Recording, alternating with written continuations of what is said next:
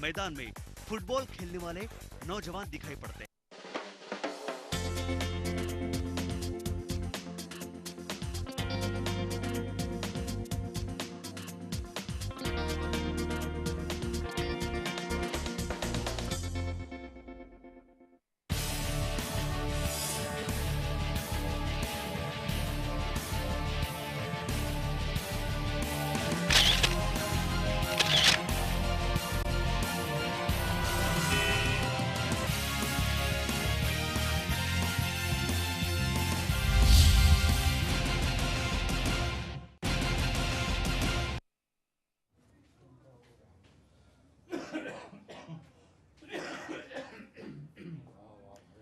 नमस्कार, मैं हूं प्रशांत आंग्रे और आप तमाम दर्शकों का स्वागत है प्राइम टाइम में। और सबसे पहले हम अपने तमाम दर्शकों को ये बता दें कि आज जिस विशेष कार्यक्रम पर हम आज चर्चा करने जा रहे हैं वो है कैंपा कोला का मुद्दा, जहां 102 लोग बेघर होने जा रहे हैं। और जिस प्रकार से सुप्रीम कोर्ट ने जो डायरेक्शंस दिए हैं उसके मुताबिक 17 जून तक का इनको अवधि दी गई है, यानी 17 जून तक का ये तमाम लोग या तो अपनी फ्लैट्स की चाबी बीएमसी को सौंप दे या फिर इनके ऊपर सख्त कार्रवाई की जाएगी। मसलन फर्स्ट फेज में इनकी इलेक्ट्रिसिटी काट दी जाएगी, सेकेंड फेज में इनके पानी के कनेक्शंस काट दिए जाएंगे। अब ये मसला काफी तूल पकड़ता नजर आ रहा है। यानी अगर 17 जून के बाद अगर ये तमाम लोग अगर वहां से नदारद होते हैं तो फिर उस जगह का क्या, उन फ्लैट्स का क्या, और अगर वो फ्लैट्स बीएमसी के कस्टडी में है तो आगे क्या होगा? क्या उसे तोड़ा जाएगा? और यदि अगर उन फ्लैट्स को तोड़ा जाता है तो उसको लगने वाली राशि जो है लगभग 2.5 करोड़ रुपए, ये भी उन्हीं 102 टेनेंट से वसूल किया जाएगा। यानी तेली का तेल जले और वाकई एक इंसान के अरमान चले। यानी वो अपना ही घर तोड़ने के लिए भी पैसा दे रहा है जहां से वो बेघर हो गया है। इसी पर हमारी खास पेशकश है आज कि कैंपा कोला के ऊपर वाकई जो हथौड़ा चला है उसी पर हमारे साथ दो अहम मेहमान इस वक्त मौजूद है। हमारे साथ में विजेंद्र जी जाबरा साहब, जो कि जाने मानी वरिष्ठ एडवोकेट है, वो इस वक्त स्टूडियो में मौजूद है। विजेंद्र जी, आपका बहुत बहुत स्वागत है। और साथ ही साथ हमारे साथ वरिष्ठ पत्रकार राजू वेरनेकर जी इस वक्त स्टूडियो में मौजूद है। चर्चा की शुरुआत में जरूर यहाँ पर वेरनेकर सर आपके साथ में करना चाहूंगा यहाँ पर कि जो कुछ एपिसोड अब तक का हुआ है, इस एपिसोड को देखते हुए, इस सिनारियो को देखते हुए सबसे पहले जहन में क्या आ रहा है? बीएमसी, बिल्डर, इन दोनों की मिलीभगत का सीधा सीधा खामियाजा इन 102 टेनेंट को भुगतना पड़ रहा है। जी बिल्कुल सही है। ये इशू इतना खींचा गया इतना तना गया है। पहले बात तो जब ये जो अनधिकृत इनके जो फ्लोर्स थे जी, उनके ऊपर वो वहाँ वो मकान बनाया गया, लोगों को दिया गया, तब तक बीएमसी के अधिकारी क्या करते थे जी।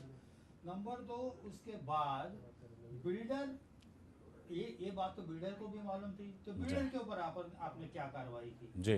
तो यहाँ पे कहीं भी जैसे अभी बारिश का मौसम है, 102 फ्लैट का कुछ मेरे ख्याल से कल परसों कोई एक आध व्यक्ति गुजर भी गई वहाँ पे जी।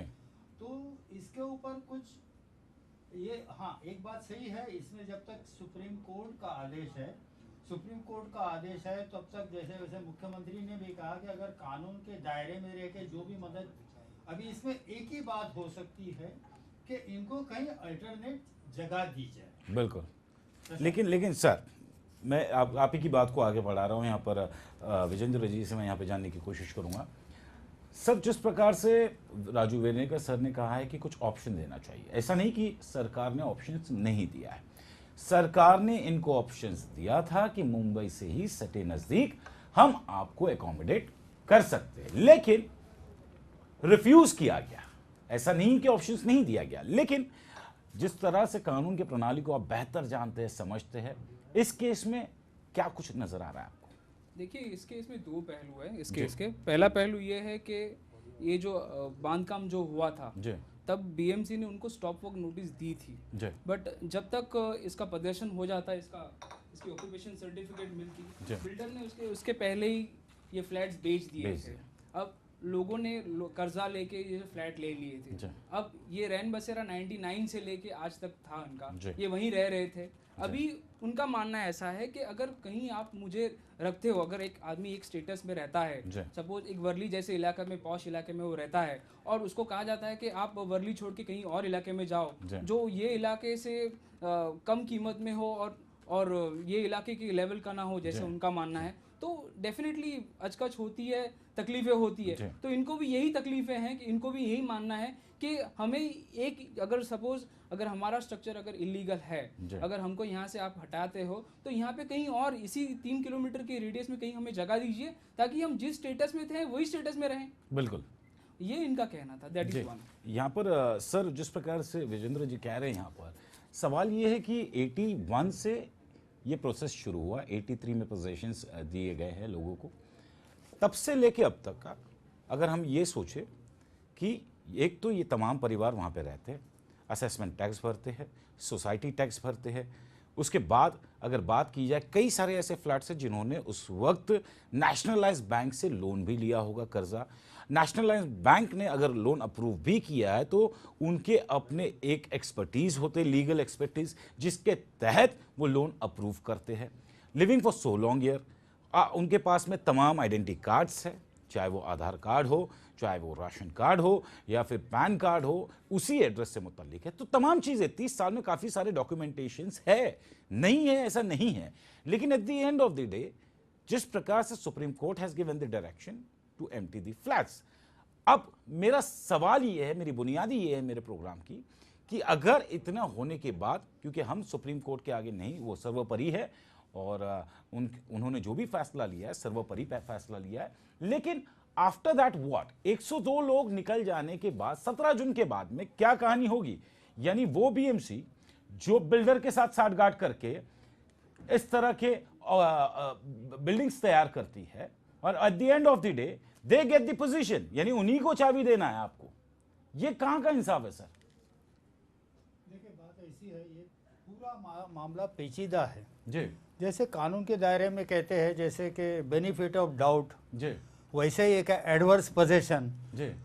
तो अभी ये इतना मामला तना गया है कि इसमें ठीक है, वो 102 फ्लैट ओनर्स सुप्रीम कोर्ट में गए वगैरह वगैरह सब ठीक है।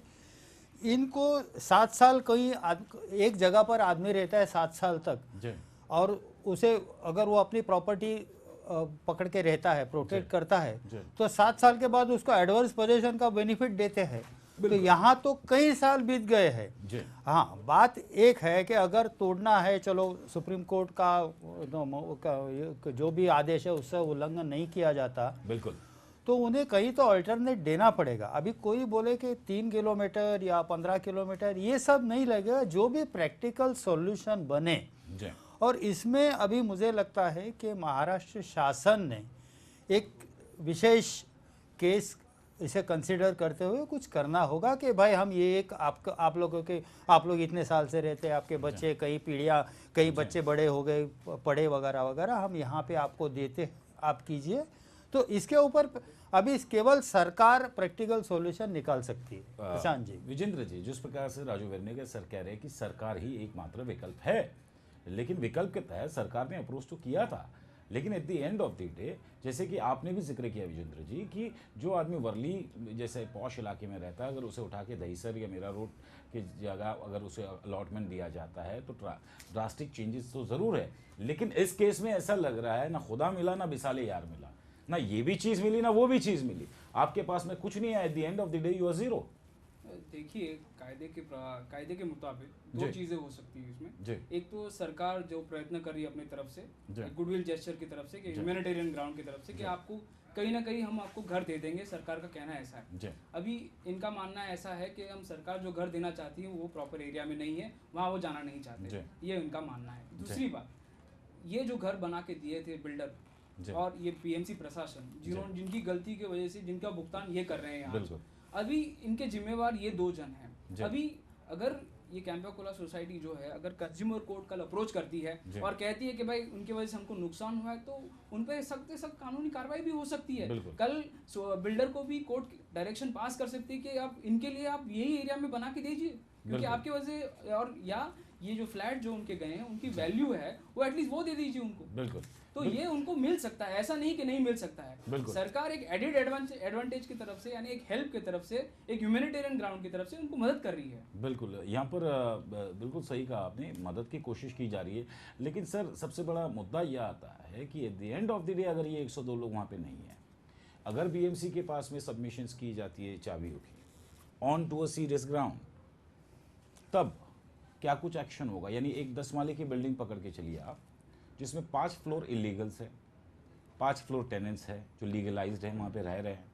ऐसे में 5 माले ऊपर के तोड़ना, जबकि पानी की टंकी आपकी ऊपर है, सारे कनेक्शंस ऊपर है, तो तमाम चीज़ें गड़बड़ा जाएगी। हालांकि ये टेक्निकली ये तमाम चीज़ें जो है ये पॉसिबल है भी या नहीं है, क्योंकि ऊपर के 5 माले तोड़ना और ऐसे में बिल्डिंग की जो लाइफ होती है अपनी एक 30 to 50 ईयर्स जो भी है वो डिस्टर्ब हो जाएगी।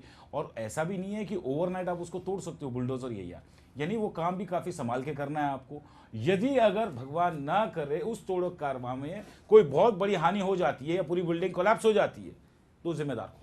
जिम्मेदार तो डेफिनेटली तोड़क कार्रवाई होगी, जो तोड़क कार्रवाई करनी चाहेगी, और उनके साथ में उनके स्ट्रक्चरल इंजीनियर्स भी जाएंगे जो मुआयना करेंगे और जो बताएंगे कि कैसे किया जाता है, क्योंकि उनके पास उनका अप्रूव्ड प्लान होगा, उनके पास उनकी एक शेड्यूल स्थिति होगी कि कैसे किया जाना है और उसके हिसाब से ही ये काम होना है, उसके बगैर ये काम नहीं होना है। पहली बात तो ये। दूसरी बात ये कि जो इलीगल फ्लोर्स बांधे गए थे उनके ऊपर पानी की टंकी बनी हुई है। अभी अगर आप देखे जाए कि अगर एक बिल्डिंग, अगर एक फ्लोर प्लान की कैपेसिटी अगर 5 माले की है, उस पर आप 7 माले बना देते हो, 2 माले एक्स्ट्रा बना देते हो, तो ये गलती प्रशासन की और बिल्डर की है, बिल्कुल ना कि ग्राहक की है। अब जो ग्राहक है वो उसमें सफर होने ही वाला है। उसका कोई, अगर आपकी बिल्डिंग में अगर गलत काम हुआ है तो डेफिनेटली उसकी सजा उसको मिलनी ही मिलनी है। बिल्कुल। राजू एर्नेगर सर, यही चीज़ मैं आपसे भी पूछना चाहूँगा कि eight the end of the day यदि अगर तोड़ कार्रवाई नहीं होती है या बीएमसी उसे सीज करके रख देती है, उसके बाद का क्या प्रोसेस है?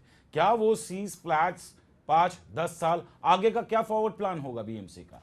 क्या उसे सीज करके रखा जाए या फिर तोड़क कार्रवाई की जाए? नहीं, जैसे कि सुप्रीम कोर्ट ने आदेश दिया है तो तोड़क कार्रवाई करनी होगी जी, उसमें काफ़ी समय बीत जाएगा जी। और जैसे अभी कुछ समय पहले हम लोगों ने चर्चा की तो इसके स्ट्रक्चर को भी बाधा हो सकती है और ये तो बहुत केयरफुली करना नहीं। उससे सबसे बड़ी बात है, अगर आप तोड़ते हैं, बीएमसी तोड़ते हैं, तो रहने वालों का क्या होगा?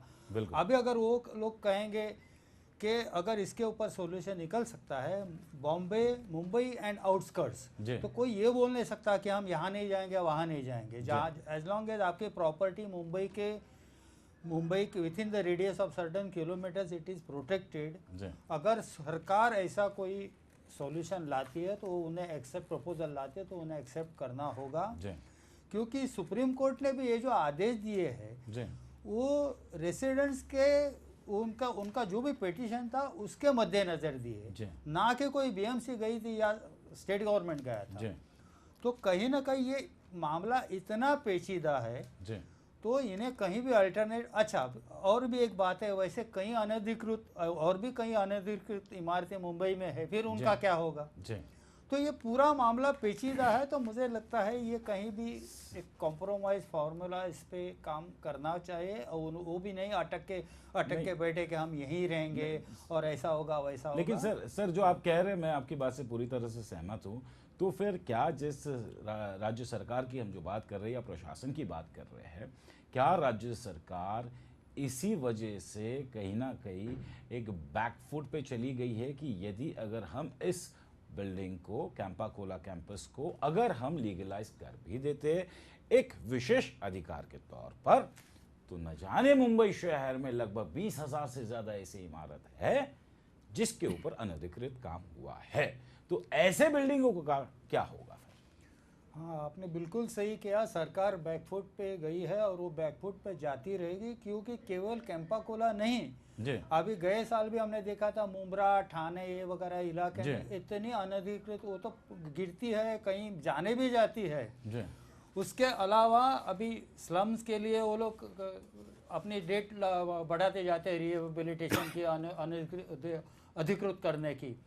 वैसे अगर कैंपा के बारे में करे तो फिर उनके सामने कई और ऐसे उदाहरण आएंगे, इसीलिए सरकार बैकफुट पे है। मगर फिर भी मानते हैं, चलिए यानी आप मानते हैं कि सरकार बैकफुट पे है। बिल्कुल। यहाँ पे विजेंद्र जी, मैं आपसे यहाँ पे जरूर जानने की कोशिश करूंगा, कानून प्रणाली के तहत क्या ये मुमकिन है कि 81 में अगर इस प्लॉट का प्रोजेक्ट अगर रखा गया था बीएमसी के बाद, 83 में इस प्रोजेक्ट को फाइनलाइज कर दिया गया था, तो क्या बीएमसी की नैतिक जिम्मेदारी नहीं बनती है कि उस वक्त के तत्काल जो कमिश्नर रहे हुए या जो असिस्टेंट कमिश्नर रहा हुआ है या जिसने ये प्रोजेक्ट फाइल पास की है, ये तमाम लोग यदि वो अगर जिंदा है तो उन्हें इंक्वायरी के लिए बुलाए, और यदि अगर उनका देहांत हुआ है तो उन्हें माफ करते हैं, लेकिन जो जिंदा है उनको तो बुला के कम से कम आप इस प्रोजेक्ट से मुतल्लिक तमाम डिटेलिंग्स निकाल तो सकते हो कि आखिरकार खामियां कहां पर है। देखिए, इस बिल्डिंग की जो केस है जी, थोड़ा डिफरेंट है कंपैरेटिवली। इसमें ऐसा है कि बीएमसी ने स्टार्टिंग में ही बिल्डर को, प्रमोटर को स्टॉप वर्क नोटिस दे दिया गया था। बिल्डर ने उसकी स्टॉप वर्क नोटिस का ध्यान नहीं दिया और अपनी कंस्ट्रक्शन शुरू रखी, और कंस्ट्रक्शन करने के बाद उन्होंने अपनी कंस्ट्रक्शन कंप्लीट कर ली। बट बीएमसी में थोड़ा बिल्डर के दबाव के कारण, ऐसा माना जाता है, उन्होंने उन पे एक्शन नहीं लिया आज तक। और उस एक्शन ना लेने का कारण ये है 99 के बाद ये कानूनी मसला सामने आ गया।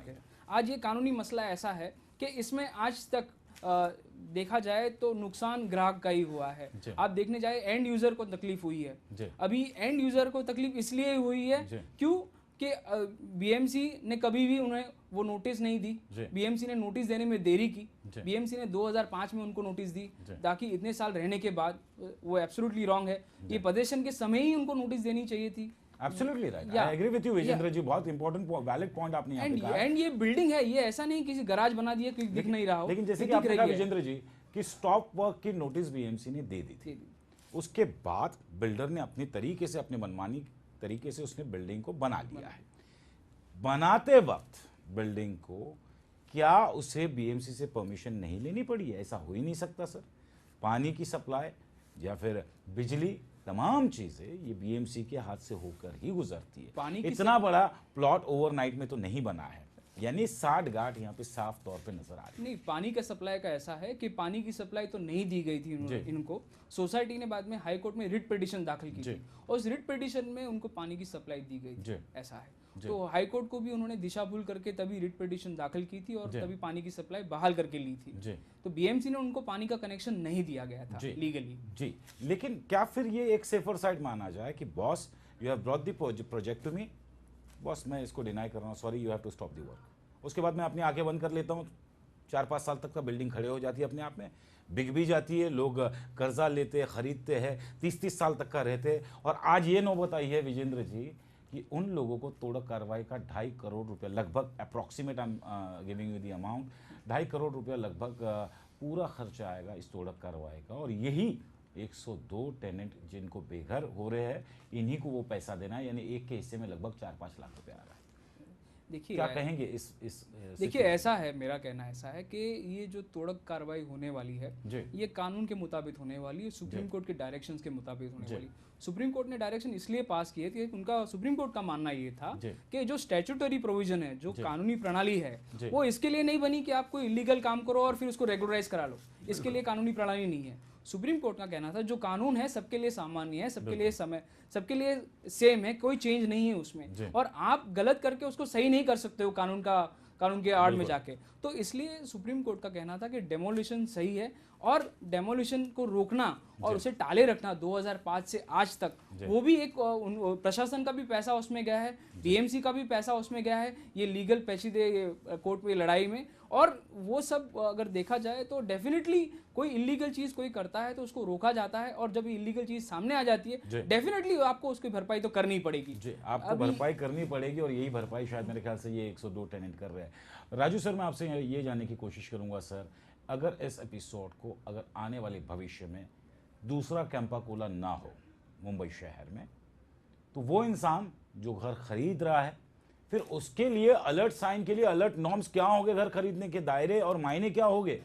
क्या फिर वो ये पहले पता लगाए कि बॉस ये लीगलाइज्ड है, इलीगल है, इसे ओसी मिला है, नहीं मिला है, या कई ऐसी ही कहानी और तो नहीं है कि परमिशन 10 माले की बिल्डिंग की और आपने 14 माले टावर बना लिया, 4 माले इलीगल हो गए, और क्योंकि आप 14वें माले पे रह रहे हो, 13वें माले पे रह रहे हो, आपको थोड़ा कार्रवाई करनी पड़ेगी।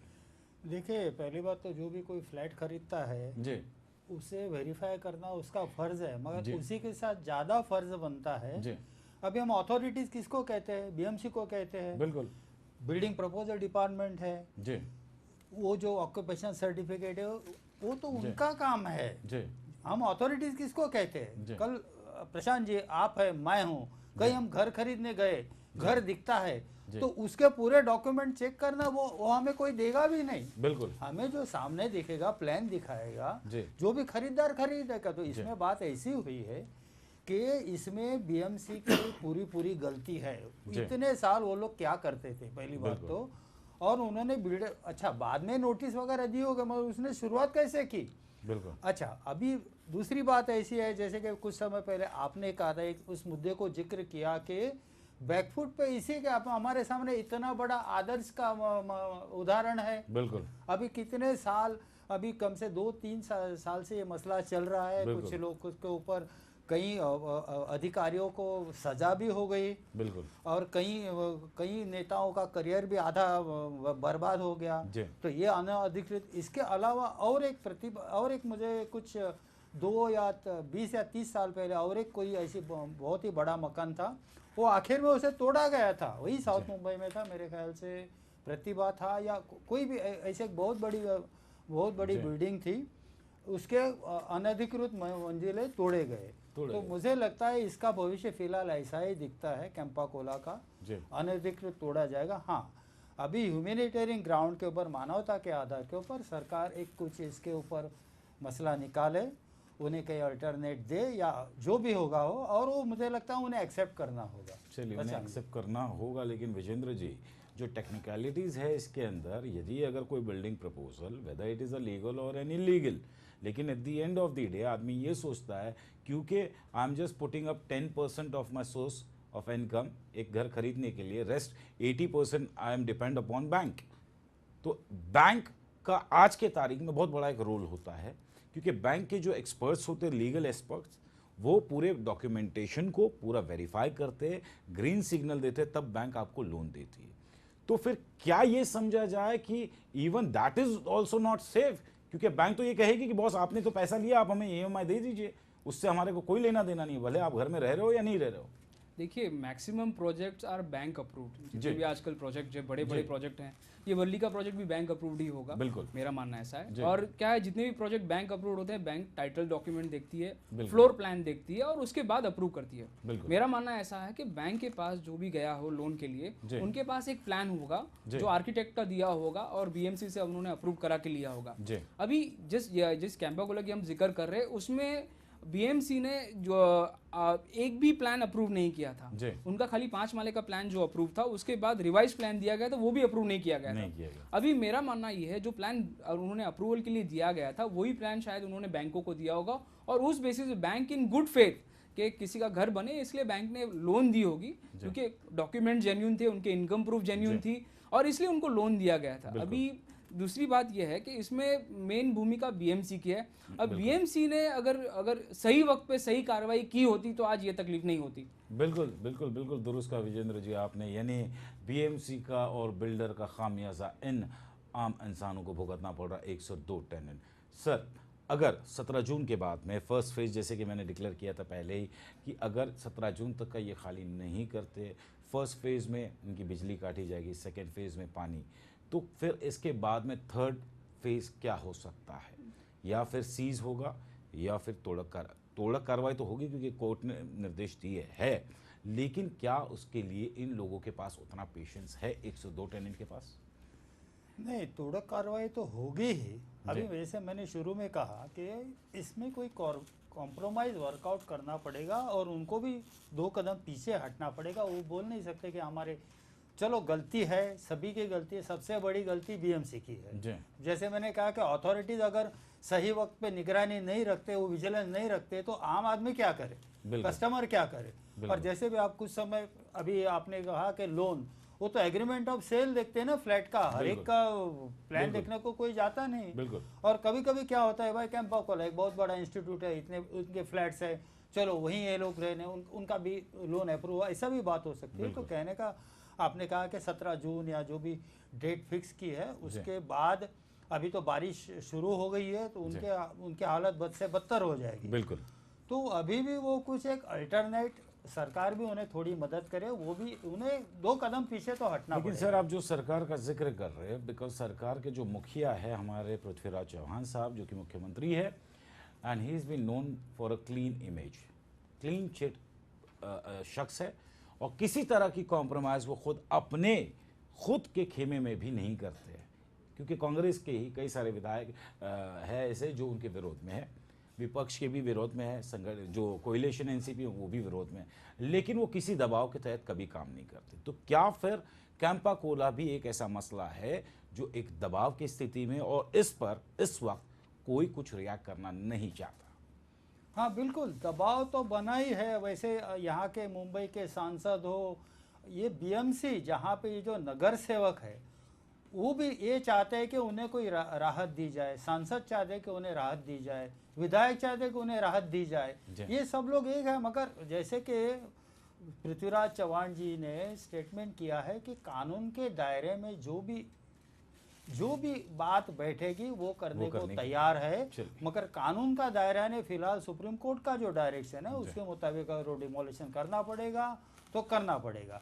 अगर डिमोलिशन होने के बाद अगर कहीं अल्टरनेट जगह की वगैरह बात आती है तो वो दूसरा अल्टरनेट ऑप्शन होता है। तो फिलहाल सुप्रीम कोर्ट का तो कोई उल्लंघन नहीं कर सकते, ये बात उन्होंने सीएम ने बार बार कही है। चलिए चलते चलते आखिरी में विजेंद्र जी, कैंपा कोला के इस पूरे एपिसोड पर क्या कुछ कहना चाहते हैं, या कानून प्रणाली में अब भी कुछ बाकी है, या फिर it is over to the state? क्या स्टेट कैंपा कोला के इन टेनेंट्स को हेल्प करेगा या नहीं करेगा? देखिए, मेरा मानना ऐसा है कि स्टेट को ज़रूर हेल्प करना चाहिए, क्योंकि स्टेट को इन्होंने रेवेन्यू दिया है, उस फ्लैट में रह के उन्होंने जो भी स्टेट रेवेन्यू उन्होंने चुकाया है, बाकायदा उन्होंने अपनी सारी एग्रीमेंट रजिस्टर कराई है, यानी लैंड रेवेन्यू उन्होंने भरा है।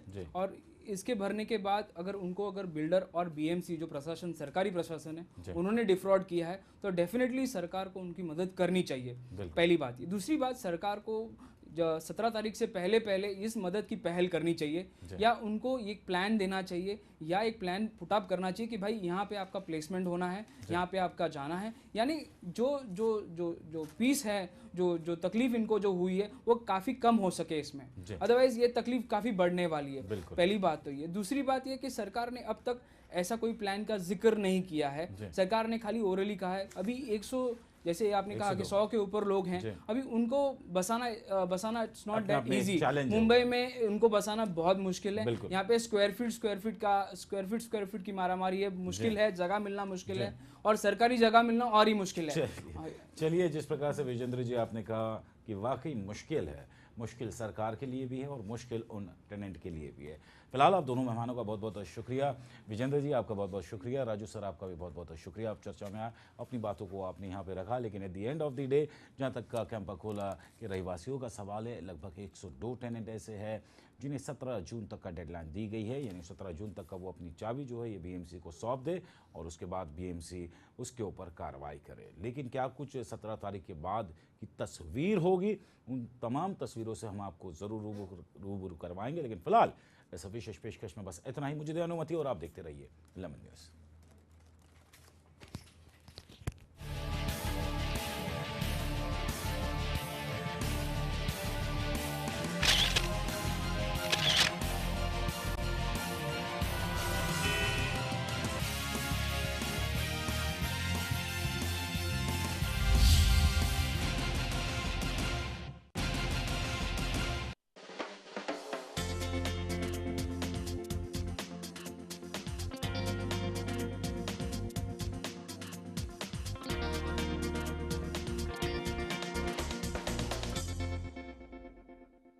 लाभ ले